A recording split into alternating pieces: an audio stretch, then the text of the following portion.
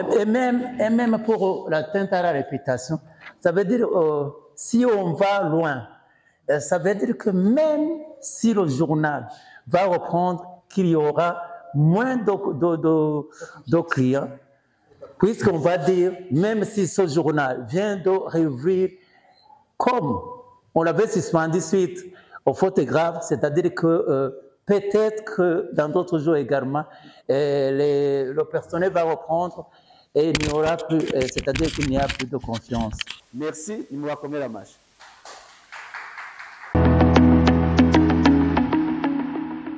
Nous sommes ici à Cibitoke où nous venons de passer 4 jours de formation sur la sécurité numérique.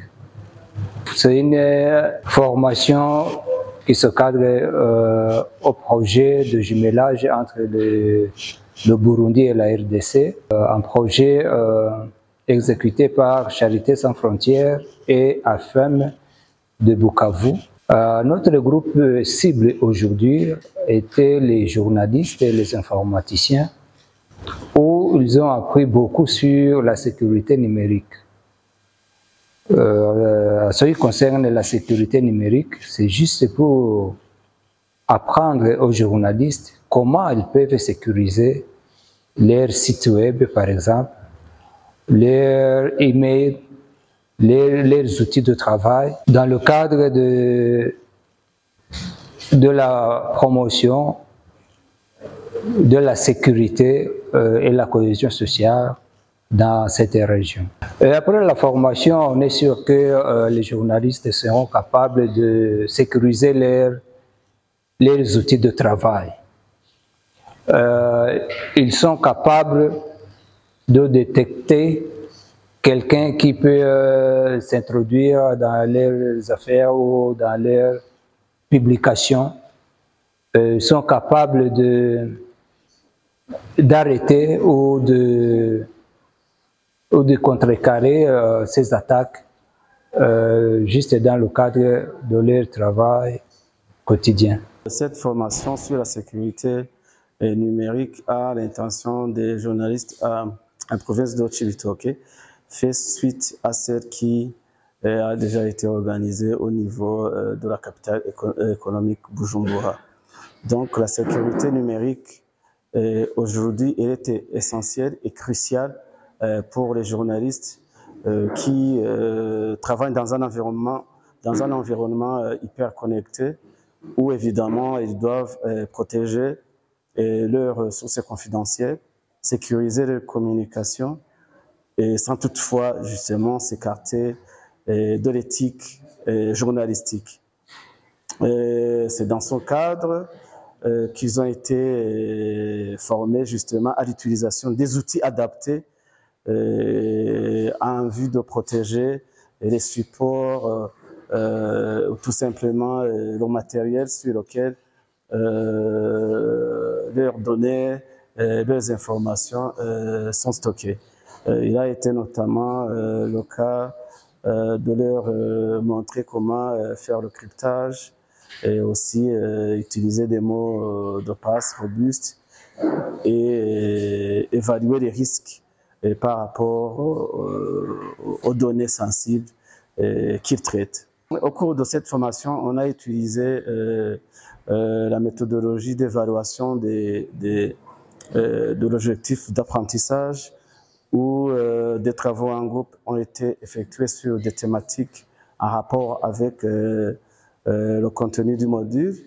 Et on a constaté que les conclusions qui ont été dégagées de ces groupes de travail ont montré qu'ils sont prêts à produire, à donner une information crédible, fiable, véridique à l'endroit des consommateurs qui pourront justement bénéficier d'une information venant des professionnels des médias sans qu'il y ait une interférence des personnes mal intentionnées où les cyberattaques sont monnaie courante avec cette transition numérique que le Burundi est entré et a déjà amorcé. baratwigishije ingene twoshobora gukingira inkuru zacu ku bantu usanga bashaka nko dufate nk'akarorero kuziba, umuntu ashoboye kuziba ugasanga ariko arahindura uko wari wavyanditse siko bigize,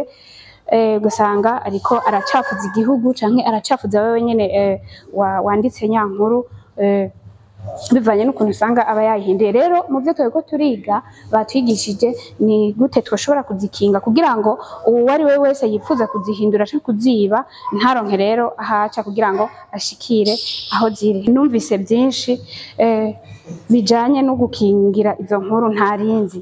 Ahanini ubwa mbere novuga yuko namenye gute nzokingira inkuru canke amakuru yanje, iyo niyo nyungu yanje ya mbere. Ica kabiri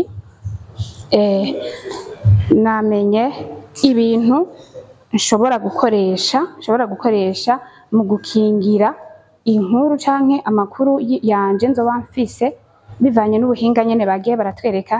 Vraiment, nous avons pu avoir des connaissances en rapport avec ça pendant ces 3 jours. Ce que je peux dire, c'est que dans nos connaissances journalistiques, nous avons ajouté quelque chose parce que nous avons connu que nous sommes dans un monde hyper connecté, là où nous devrons avoir tiré attention pour nos informations, les protéger contre les personnes de mauvaise intention. Donc, un message envers le bailleur, même ses partenaires de mise en œuvre, ce que je peux dire, c'est un remerciement envers eux parce que vraiment, nous venons de voir une chose qui va nous aider dans notre noble métier,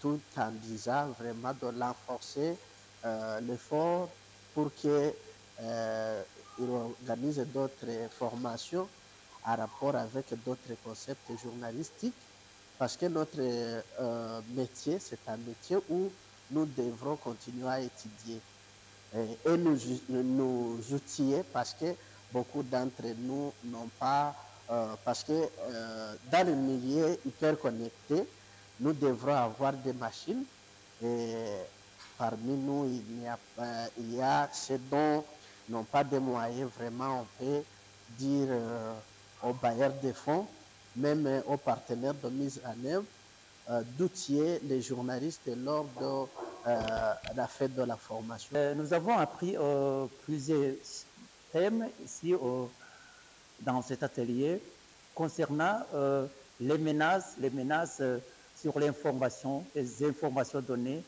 sur les données des journalistes, et même sur leur personnalité. Là, nous avons eu quelques méthodes qui concernent la sécurité numérique. Comment est-ce que nous devons protéger nos sources? Comment est-ce que nous allons protéger nos informations pour qu'il n'y ait pas de gens mal intentionnés qui peuvent tricher avec nos informations et pourquoi pas toucher sur notre sécurité physique. Ces connaissances vont beaucoup nous aider à protéger nos sources puisque nous avons eu quelques applications que nous allons utiliser dans nos différentes informations lorsque nous allons traiter nos informations et comment nous allons les protéger et rester dans nos appareils, laptops ou bien dans nos smartphones. Et cela va nous être très utile pour le fonctionnement des travaux qui vont suivre. Avec cet atelier combien important, nous pouvons remercier l'Organisation internationale de la francophonie qui a pu appuyer l'ONG Charité sans frontières et également l'ONG AFEM qui se trouve à Bukavu. Je dirais que c'est la première formation que nous venons de bénéficier à partir de Charité internationale. Et je pense, je demanderai à ces bailleurs, à ces partenaires qui ont pu nous appuyer, de continuer à nous appuyer pour avoir une autre formation